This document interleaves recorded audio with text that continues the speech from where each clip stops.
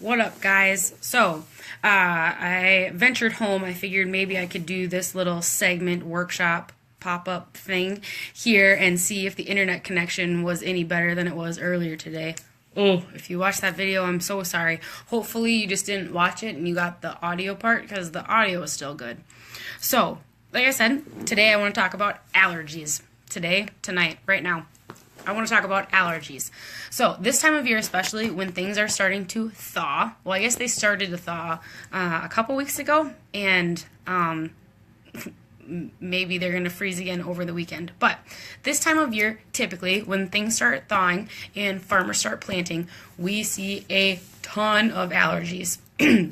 We can all picture someone, or maybe it's us, someone who suffers with allergies. We all know the redness, the itching, the swelling, the trouble breathing, the mucus.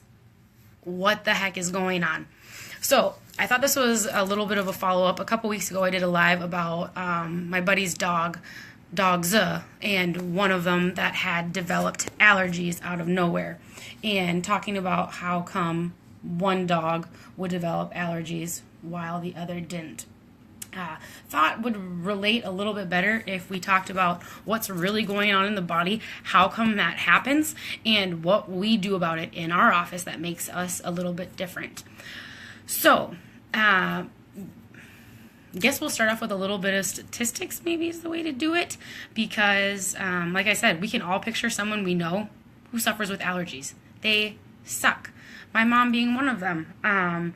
She was on, I don't know how many meds, had tried how many meds, and hadn't really ever found something that worked for her. So, 1 in 5 Americans suffer from allergies. It is the third most common chronic condition in children. In children! They're supposed to be pure and healthy and happy, and then allergies? What? And those numbers are only rising. We spend every year $18.5 billion on healthcare for allergies. That's ridiculous. What can we do about it? Ooh, sorry, I just got a notification. There we go. Okay. So, what can we do about it? We're going to talk about the traditional approach and how chiropractic is a little bit different. So, the textbook definition of allergies is that it's an exaggerated immune response. And that is true. And let me tell you why. So, we talk about how the nervous system has got 2 parts. We're going to dig into that. Your immune system has also got 2 parts. So the first part of your immune system, I like to call the pusher-outers, the get the heck out of here's. Okay? So if you think of a castle over in Scotland, it's the moat with the crocodiles, it's the drawbridge, it's the cannonballs. All that stuff to keep the invaders, the bad guys, out.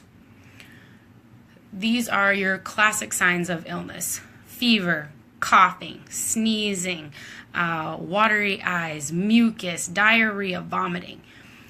Everything designed to push assailants that we take into our body out. All right?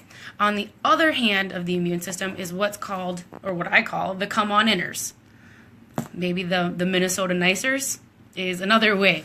So what happens here is they let the bad guys into the body, and then as battle wages on, ideally, the troops are supposed to get stronger, and then we're supposed to develop antibodies. What happens when the battle wages on too long? Troops get tired. Resources get depleted. That's when we see allergies. That's when we see asthma. That's when we see a lot of other autoimmune stuff. Okay? So, how does that happen? Ideally, we have a nice balance of both, right? And in a person who suffers with allergies, they might be thinking, well, why can't my body just push the crap out? I'll tell you why. So, like I kind of pre-shadowed it, your nervous system also has got 2 parts. And we talk about them as being the gas and being the brake pedal. So, you're familiar with the terms rest and digest and fight or flight, I'm guessing? Hopefully. So, the gas pedal is going to be your fight or flight system. So when you are running from the proverbial saber-toothed tiger, which that doesn't happen in today's world, right? So our stresses are a lot different. Our stresses are unpaid bills, our rifts with friends, our stressful days at work, our, hey Lindy, our hard workouts, our falling down on the ice, little kids learning to walk. The list goes on and on. Okay? All of those things set our stress response to go. All right? And so, hey, Mark.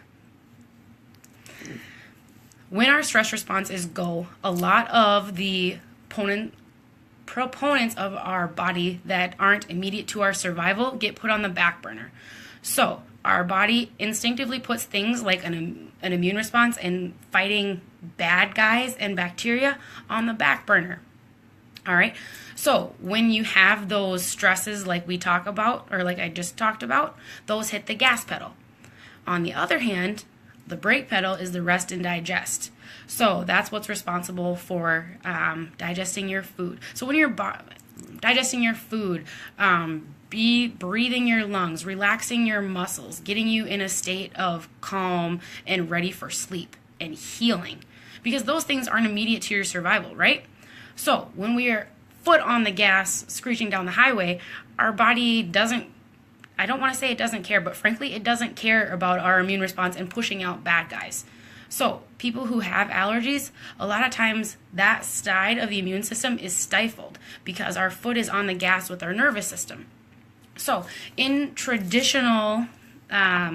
traditional sense, when a person is diagnosed with allergies, and this is not just seasonal, this could be to dust, to pollen, to animals. I always think it's interesting when people say that they were diagnosed with allergies at the age of, however, how does one think, and I'm not saying this as it's a bad thing, but I would really genuinely like to know how from a medical standpoint, you could explain to someone that an allergy just all of a sudden popped up.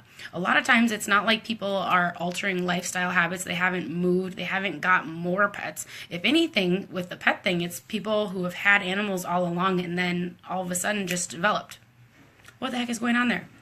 So traditionally, with people with allergies, we see oh my gosh, it was a brain fart. Inhaler. Oh, we see inhalers, we see decongestants, we see antihistamines, steroids. All those things suppress what our body already naturally needs to do. So we talked about how people with allergies, they let the bad stuff in and then the body doesn't know how to get rid of it. So decongestants, antihistamines, those are all fighting your body's natural response to get rid of bad things. All right. What are some of the other things that they're doing?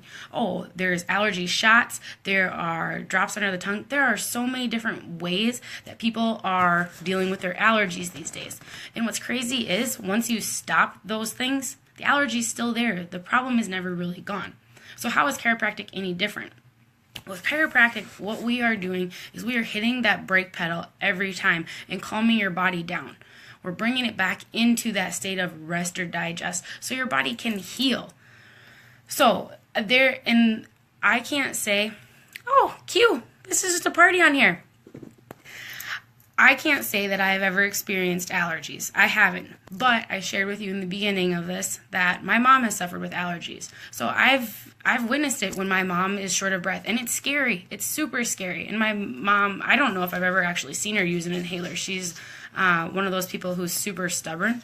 So like I said before also, she's tried I don't know how many different allergy medications over the years, always switching from one thing to the next without ever really finding any real relief.